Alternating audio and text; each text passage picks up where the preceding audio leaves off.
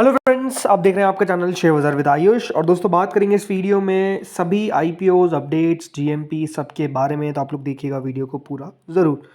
तो दोस्तों कह सकते हैं अब जो नया वीक रहेगा दिसंबर का, या फिर कह सकते हैं नया मंथ जो शुरू होने वाला है दिसंबर का, वो काफ़ी एक्शन में रहता हुआ देखने को मिलेगा, स्पेसिफिकली आईपीओ रिलेटेड। और फर्स्ट वीक में आप कह सकते हैं काफ़ी ज़्यादा आपको एक्शन में आता हुआ देखने को मिलेगा, क्योंकि 3 मेन बोर्ड आईपीओ एक साथ हमको ओपन होते हुए देखने को मिलने वाले हैं। जिसमें पहला जो आईपीओ है दोस्तों वो मीशो का है, राइट। अब मीशो का आईपीओ आपको पता ही है 3 से 5 दिसंबर के बीच में ओपन होगा, जिसकी ₹1 की फेस वैल्यू रखी गई है। 105 से 111 का प्राइस बैंड है, 135 शेयर का लॉट साइज है। ये आईपीओ है fresh issue plus offer for sale. करीबन 5,421 करोड़ का दोस्तों मीशो का आईपीओ होने वाला है, जिसमें 4,250 करोड़ का कंपनी फ्रेश इशू लेकर आएगी, तो 1170 करोड़ के आसपास का ऑफर फॉर सेल लेकर आएगी। याद रखिएगा दोनों एक्सचेंजेस पे आपको लिस्ट होता हुआ दिखेगा, जिसमें 75% रिजर्वेशन क्यूआईबी के लिए रखा गया है, 10% रिटेल के लिए, तो 15% एचएनआई कैटेगरी के लिए रखा गया है। क्योंकि दोस्तों कंपनी नुकसान में है, तो ये बात ध्यान रखिएगा कि कंपनी को 10% ही रिजर्वेशन रखना पड़ा है रिटेल के लिए। बट अगर मैं बात करता हूँ कि कंपनी जो 4,250 करोड़ का फ्रेश इशू लेकर आ रही है, वो कहाँ पे कंपनी खर्च करेगी। दोस्तों कंपनी ने बताया है कि कंपनी पहली बात तो इन्वेस्टमेंट करने वाली है फॉर क्लाउड इंफ्रास्ट्रक्चर इन एमटीपीएल, जो उनकी सब्सिडरी है, उसमें करीबन 1390 करोड़ रुपए जो है वो कंपनी खर्च करेगी। यानी 4,250 करोड़ में से 1390 करोड़ तो सीधे आपको एक ही जगह पे खर्च होते हुए देखने को मिलेंगे। दूसरा, कंपनी ने बताया कि कंपनी पेमेंट करेगी salaries of the existing and replacement hires for the machine learning and AI and technology teams for AI and technology development undertaken by MTPL. मतलब उनकी सैलरीज जो है जिसमें मशीन लर्निंग और एआई के लिए हुआ है, तो वहाँ पर कंपनी का पैसा खर्च होता हुआ देखने को मिलेगा, तो ये और पैसा इधर खर्च होगा।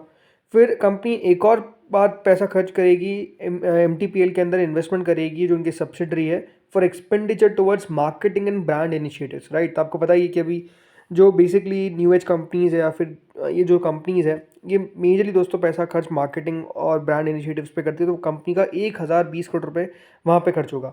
इसके अलावा कंपनी का बाकी का पैसा जो है वो दोस्तों खर्च होता हुआ देखने को मिलेगा towards inorganic growth through acquisitions और अदर स्ट्रैटेजिक इनिशिएटिव्स।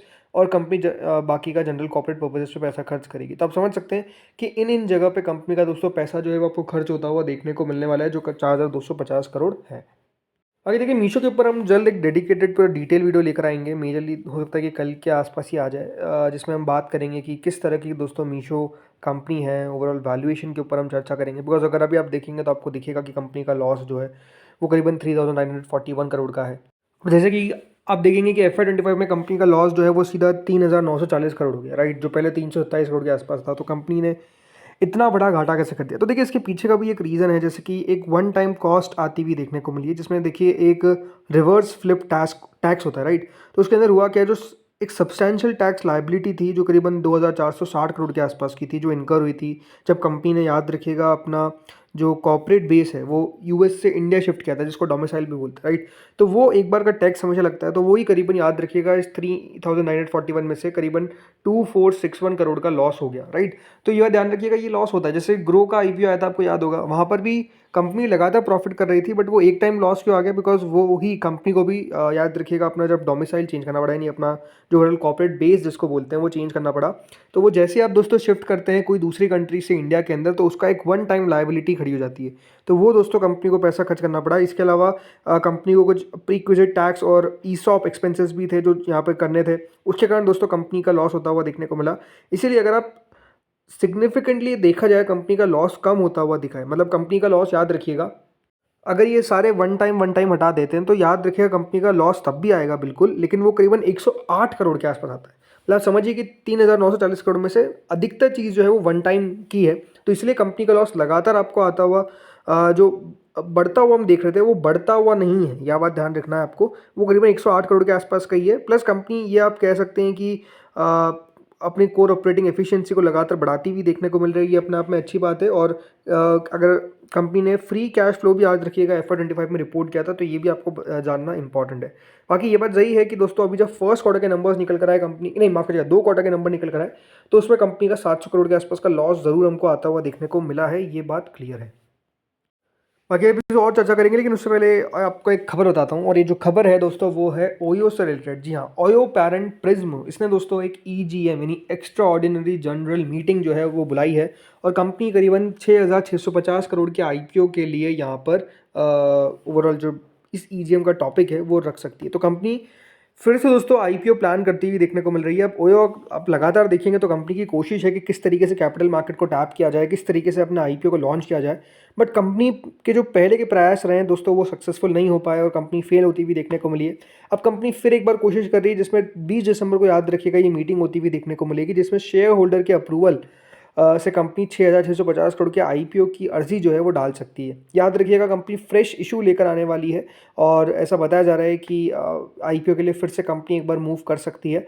अभी जो मूव है ये सबसे आखिरी स्टेप आप कह सकते हैं, ओयो का एक और अटेम्प्ट है कि किस तरीके से पब्लिक मार्केट को टैप किया जाए। अब जैसे मैंने कहा ये पहला अटेम्प्ट नहीं है, ये बात ध्यान रखिए। कंपनी ने पहले भी 2021 में सितंबर में कोशिश करी थी कि कंपनी अपना आईपीओ लेकर आए, राइट। वहाँ पर भी अगर देखा जाए तो कंपनी ने लगभग 11-12 बिलियन डॉलर के आसपास की वैल्यूएशन मांगी थी, करीबन 1.2 बिलियन डॉलर के आसपास का आईपीओ होने वाला था। बट उस समय बाजार कुछ अच्छा नहीं लग रहा था कंपनी को, इसलिए फिर कंपनी ने उस बात को टाल दिया।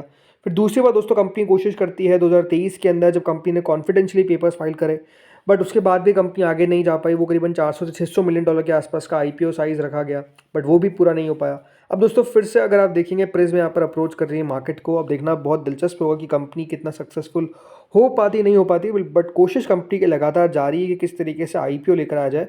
अब देखते हैं इस बार ओयो सक्सेसफुल हो पाता है या फिर नहीं। चलिए बात करते हैं जीएमपी पे। तो देखिए जीएमपी में शुरुआत करेंगे विद्या वायर से। तो आपको बताइए दोस्तों एक नया मेन बोर्ड आईपीओ जो ये भी ओपन होगा 3 से 5 दिसंबर के बीच में। आईपीओ का प्राइस बैंड है करीबन 52 रुपीज़ पर शेयर का। छोटा सा आईपीओ है 300 करोड़ के आसपास का। बट जीएमपी जो है वो लगभग दोस्तों आपको चलती हुई देखने को मिल रही है 8.5 रुपीज़, विच इज़ 16.35%। तो यहाँ पर भी आप कह सकते हैं प्रीमियम अभी तो अच्छा देखने को मिल रहा है। देखने वाली बात है कि टिकेगा कि नहीं। देन दोस्तों इसके बाद आता है एक्वस। यहाँ पर भी काफ़ी एक्शन बनता हुआ देखने को मिल रहा है। 3 से 5 दिसंबर के बीच में ये एक और नया मेन बोर्ड आईपीओ ओपन होगा। जो प्राइस बैंड रखा गया है वो 124 रुपये प्रति शेयर का रखा गया है। 921 करोड़ के आसपास का इशू होने वाला है और प्रीमियम आप देखिए 35% से ऊपर इसका प्रीमियम चलता हुआ देखने को मिल रहा है, विच इज़ क्वाइट इंटरेस्टिंग। अब देखते हैं यहाँ पर कितना और एक्शन बन पाता है। इसके अलावा मीशो, यहाँ पर भी दोस्तों लगातार प्रीमियम बढ़ता हुआ देखने को मिल रहा है। तो आई थिंक जो एक इंटरेस्टिंग बात है वो ये है कि दोस्तों पहले हम देखते थे आईपीओ में क्या होता था कि जीएमपी घटती जाती थी, यहाँ पे उल्टा हो रहा है, अभी जीएमपी बढ़ती जा रही है। अब बाजार को या तो हो सकता है प्राइसिंग पसंद आ रही हो या फिर हो सकता है कि आईपीओ नज़दीक आते आते जीएमपी घट जाए। बट अगेन ये आईपीओ तीनों ऐसा भी नहीं है कि खराब हमको होते हुए देखने को मिलेंगे, ऐसा लग रहा है। बाकी अगर आप देखेंगे मीशो का जीएमपी भी जो है वो करीबन 37.5 रुपीज़ के आसपास करंटली चलता हुआ देखने को मिल रहा है। वैसे मैं आपको बता दूँ कई जगह पे 39 रुपीज़ भी हो चुका है, मतलब 35% ऑलमोस्ट दोस्तों इसका जो जीएमपी है वो हमको पहुंचता हुआ देखने को मिल रहा है। तो I think it's quite interesting किस तरीके से दोस्तों जीएमपी में एक्शन बनता हुआ देखने को मिल रहा है। देखते हैं यहाँ पे और अगर कोई अपडेट आएगा तो हम बाद में बात करेंगे। अब आते हैं एसएमई पे। तो देखिए मेन बोर्ड ज़्यादा तो एक्शन आपको एसएमई में देखने को मिल रहा है, क्योंकि काफ़ी सारे आईपीओ जो एसएमई में हमको ओपन होते हुए दिखेंगे। इसमें मेथड हब सॉफ्टवेयर एक बीएससी एसएमई आईपीओ जो 5 से 9 दिसंबर के बीच में ओपन होगा, प्राइस बैंड जल्द आ जाएगा। इसके अलावा दोस्तों अगला आईपीओ आता है वेस्टर्न ओवरसीज स्टडी अब्रॉड, एक बीएससी एसएमई आईपीओ जो ओपन होगा 4 से 8 दिसंबर के बीच में। 56 रुपीज़ का इसका प्राइस बैंड है, 9.56 करोड़ का इशू का साइज़ है। लेट्स सी कितना बढ़िया कर पाता है। देन इसके बाद दोस्तों आता है लग्जरी टाइम, एक बीएससी एसएमई आईपीओ जो ओपन होगा 4 से 8 दिसंबर के बीच में। 17 करोड़ के आसपास का इशू है, 82 का प्राइस बैंड है। देन अगला आता है श्री काना स्टेनलेस एनएससी एसएमई। सो ये आईपीओ दोस्तों 3 से 5 दिसंबर के बीच में होगा। 44 करोड़ के आसपास का इशू का साइज़ है, 90 रुपीज़ का प्राइस बैंड है। देन इसके अलावा नियो कैम बायो एक एनएससी एसएमई आईपीओ जो ओपन होगा 2 से 4 दिसंबर के बीच में। 98 का प्राइस बैंड है, करीबन 6 रुपये के आसपास का प्रीमियम है। 42.69 करोड़ का इशू का साइज़ है। देन इसके बाद दोस्तों अगला आईपीओ आता है हेलो जी हॉलीडेज़। ये आईपीओ भी ओपन होगा 2 से 4 दिसंबर के बीच में। करीबन 118 का प्राइस बैंड है, 11 रुपये के आसपास का प्रीमियम है। अब देखते हैं यहाँ पर कितना एक्शन बन पाता है। फिर आता है रावल केयर, एक बीएससी एसएमई आईपीओ जो 1 से 3 दिसंबर के बीच में ओपन होगा।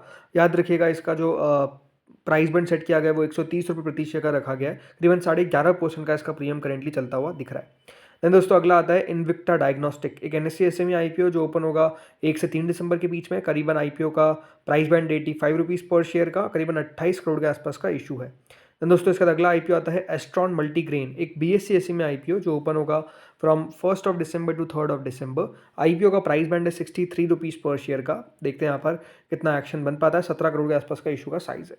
देन SPEB एडेसाइड्स, एक एनएससी एसएमई आईपीओ, ये भी 1 से 3 के बीच में ओपन होगा। 56 का प्राइस बैंड है, करीबन 30 करोड़ 70 लाख का इशू का साइज़ है। इसके अलावा दोस्तों अगला आईपीओ आता है क्लियर सिक्योर्ड, एक एनएससी एसएमई आईपीओ अगेन जो 1 से 3 के बीच में ओपन होगा। करीबन 81 करोड़ का इशू का साइज़ है। अभी 10 रुपये का प्रीमियम चल रहा है, विच इज़ 7.5%। देन लॉजिसेल सॉल्यूशंस, इस आईपीओ का जीएमपी दोस्तों ₹40 तक गया बट अब ज़ीरो हो चुका है। आई डोंट थिंक कि कोई खास आईपीओ है, आपको मैं साफ कह रहा हूँ।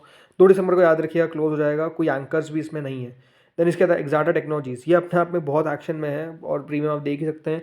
Now it's more than 90%, 93.57%। वैसे एक बात ध्यान रखिएगा, एसएमए में कोई भी 90% से ऊपर आईपीओ लिस्ट नहीं हो सकता है, बट हाँ प्रीमियम जरूर चलता हुआ देखने को मिल रहा है। आईपीओ का पहला दिन था और पहले दिन के अंदर ही मैसिव सब्सक्रिप्शन आता हुआ दिखा। हमने सब्सक्रिप्शन पे भी एक सेपरेट वीडियो बनाया।